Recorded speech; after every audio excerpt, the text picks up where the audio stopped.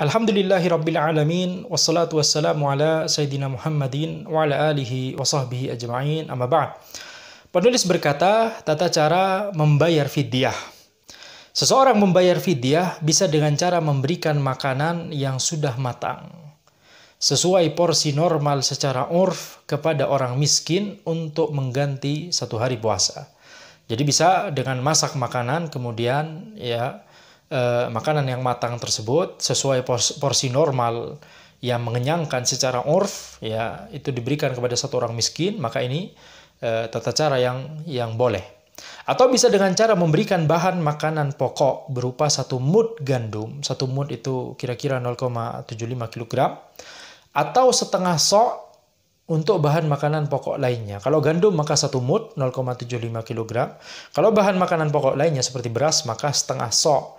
Setengah sok itu adalah 2 mud, yaitu sekitar 1,5 kilogram.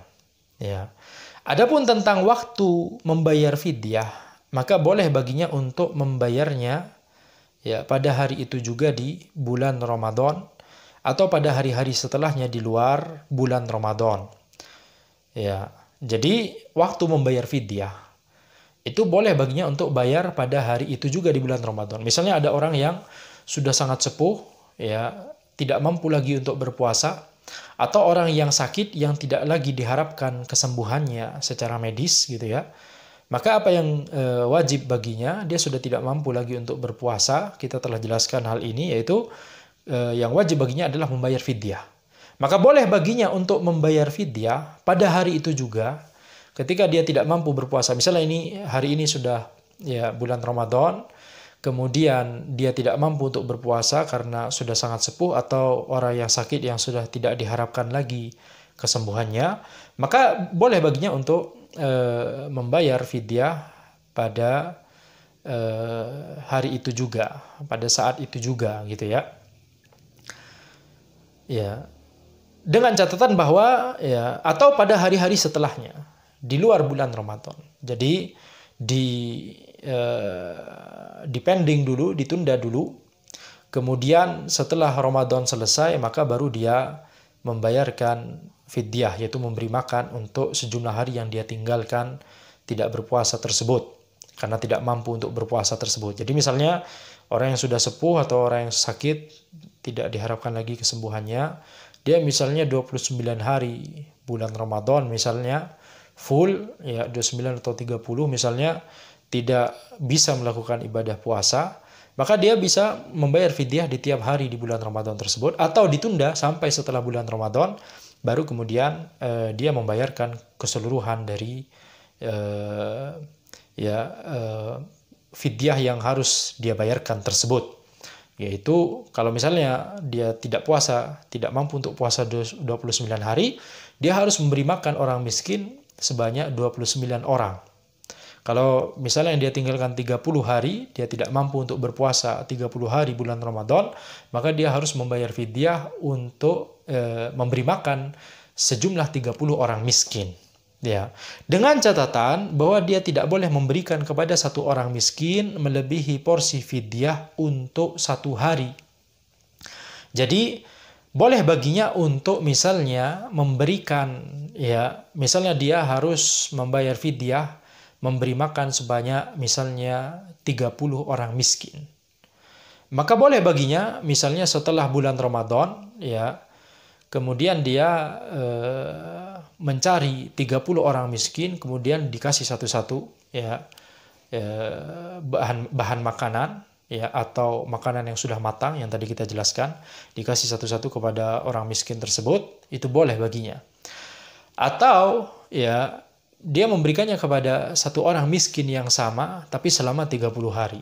Jadi hari ini diberikan kepada satu orang miskin yang sama, besoknya berikan pada orang yang sama, besoknya lagi berikan pada orang yang sama, tidak masalah selama jumlahnya adalah 30 kali memberikan. Tadi kita asumsikan yang dia tidak mampu untuk berpuasa adalah 30 hari Atau misalnya misalnya di hari pertama dia berikan kepada 10 orang, kemudian 10 orang yang berbeda gitu ya. Hari kedua dia berikan kepada 10 orang yang sama, kemudian di hari ketiga dia berikan lagi kepada 10 orang yang sama tadi, maka ini juga sudah sudah mencukupi, ya, tidak masalah. Maka ya, jadi dengan catatan bahwa dia tidak boleh memberikan kepada satu orang miskin melebihi porsi fidyah untuk 1 hari. Jadi tidak boleh misalnya dia tidak mampu untuk berpuasa 30 hari di bulan Ramadan, kemudian dia tunda pembayaran fidyahnya sampai setelah bulan Ramadan, ya, dia punya 30 porsi makanan sekarang, kemudian dia kasih semua ke satu orang miskin. Ini tentunya tidak boleh. Atau misalnya dia cari 15 orang miskin, dikasih 2 porsi masing-masing.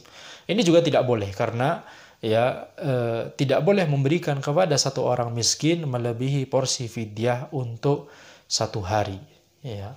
Tapi kalau misalnya diberikan dalam hari yang berbeda, tadi sebagaimana telah kita jelaskan, dia hanya nyari satu orang miskin, ya.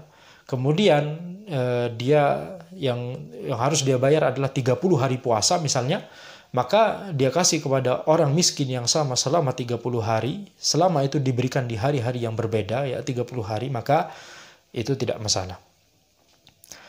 Penulis berkata, ya, kemudian tidak boleh baginya untuk mengawalkan pembayaran fidyah sebelum hari puasa yang ditinggalkan, karena mengawalkan pembayaran fidyah itu sama dengan mengawalkan ibadah puasa. Jadi kalau misalnya tadi kita katakan bahwa membayar fidyah di hari itu juga tidak masalah, atau menundanya bahkan setelah Ramadan, atau menundanya sama-sama di bulan Ramadan, itu juga tidak masalah. Tapi kalau mengawalkan, ini tidak boleh, karena mengawalkan pembayaran fidyah itu sama dengan mengawalkan ibadah puasa. Jadi tidak boleh misalnya di awal hari bulan Ramadan dia sudah membayar fidyah untuk, ya, full satu bulan Ramadan, ya, itu tidak boleh, ya, tidak boleh. Maka inilah diantara beberapa perincian tentang tata cara membayar fidyah. Nah,